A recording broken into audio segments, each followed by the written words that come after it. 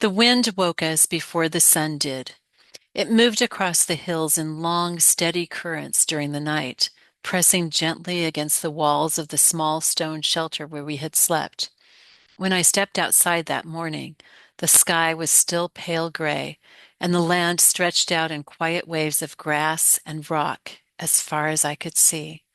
The air was cooler than the day before. I wrapped my shawl a little tighter around my shoulders and walked toward the small fire pit where David was already crouched, coaxing a flame to life with a handful of dry twigs. Pearl lay nearby, watching him with the solemn attention dogs give to ordinary tasks. Agnes, on the other hand, was halfway up a small bush investigating something that apparently required climbing. David glanced up when he heard me. Morning, morning. He nodded toward the eastern horizon. We've got a clear day. The sky was beginning to turn faintly gold. Behind us, the others were starting to stir. Mom stepped out a few minutes later, rubbing her hands together against the cool air. Dad followed close behind, carrying two small tin cups. He handed one to her. Tea. She took it gratefully. You're a good man, Harriman. I try. They stood together near the fire for a moment, watching the sunrise. Sean emerged next, stretching his shoulders dramatically as though preparing for a battle. Whose idea was it to walk across half the Middle East? He muttered. Yours, Liam said from behind him. Sean frowned. That sounds suspiciously accurate.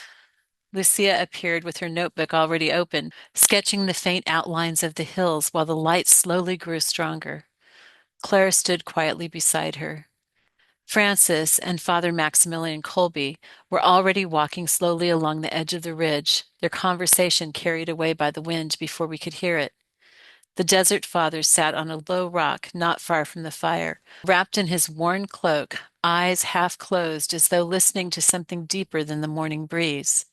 For a while, the camp woke gradually around the fire. Boots were pulled on. Bread was passed around. Someone tightened the straps on a pack. And then Francis returned, his expression thoughtful. We should walk soon, he said gently. The road ahead grows steeper today. Sean groaned. That seems unfair. Colby smiled. Some lessons require hills. Sean sighed. That sounds like something a saint would say. Mom laughed softly.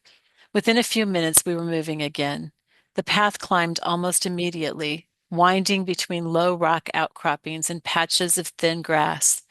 The land here felt older somehow, rougher, as though the hills had been carved slowly by wind and time. The breeze strengthened as we gained height. Lucia walked beside Colby for a while, her notebook tucked under her arm. Yesterday, you said courage comes from love, she said. Yes.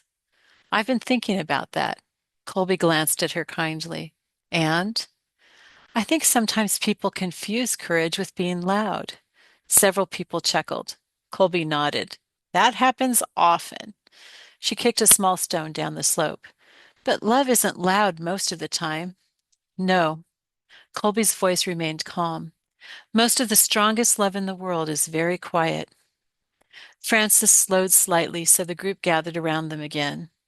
The world often admires dramatic courage, he said, but heaven notices something else. Sean raised an eyebrow. What's that? Francis gestured toward the path beneath our feet. Faithfulness. The words settled into the wind like a small stone. We continued climbing. Pearl trotted ahead confidently until Agnes suddenly burst out of the grass beside the path, sending the dog into an indignant leap sideways. Sean pointed accusingly at the polecat. You are going to cause an international incident someday. Agnes looked entirely pleased with herself. Claire scooped her up before she could attempt another ambush. She's practicing courage, Claire said calmly. That's not courage, Sean replied. That's chaos. Lucia laughed. The path leveled slightly near the top of the ridge. From there, we could see the land stretching south in long, dry valleys, the grass thinning gradually as the earth grew more pale. The wind was stronger here. Dad stood beside Mom, looking out over the hills. You know, he said thoughtfully, one thing that struck me about Chet's story is how many people stepped forward after his death. Mom nodded, thinking back to the previous week. That happens often with martyrs. Colby listened quietly. Dad continued. It reminds me that courage spreads. Lucia looked at him. How? Dad shrugged. When people see someone remain faithful under pressure, it gives them strength to do the same. Colby smiled slightly. That is very true. Sean looked thoughtful. So courage isn't just about the moment. No, Colby said. It becomes a witness. The Desert Father's voice drifted toward us again. Endurance teaches more than heroism. Everyone turned slightly toward him. He stood slowly from the rock where he had been resting. A single moment of bravery may inspire admiration, he said, but a life of faithfulness shapes souls. We began descending the ridge slowly. The path here was steeper and scattered with loose stones. Dad moved slightly ahead, helping Lucia navigate the narrowest section. Pearl followed carefully behind him.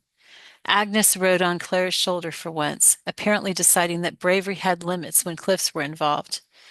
After we reached the valley floor, the wind softened again. The land opened into a long stretch of low grass and scattered trees. We walked quietly for a while. Finally, Liam spoke. I've been thinking about something. What? Sean asked. The passage Alice Kay taught, Hebrews 10, about not throwing away your confidence. Maria smiled. That was a good one. Liam nodded. I realized something. What? He looked down at the path. Endurance means remembering. The Desert Father nodded slightly. Yes. If you forget what God has already done, Liam continued, it becomes much harder to keep going. Francis looked pleased. That is very wise. Lucia spoke softly. Maybe that's why Scripture tells us the same things over and over. Dad laughed. That's definitely why. Mom squeezed his hand. And why we need reminders. Sean pointed toward the open hills ahead. So basically, we're walking across this entire landscape so God can repeat the same lesson until it finally sticks. Francis chuckled. That's not an unreasonable interpretation. The wind lifted again, sweeping across the valley. For a moment, the whole group walked silently. The road stretched forward through the wide hills, leading us steadily south. Behind us lay the quiet memory of Chet's courage. Beside us walked the steady witness of Maximilian Kolbe. And somewhere ahead, the road continued toward new lessons we had not yet learned, new people we had not yet met, the kind that can only be understood by continuing the journey.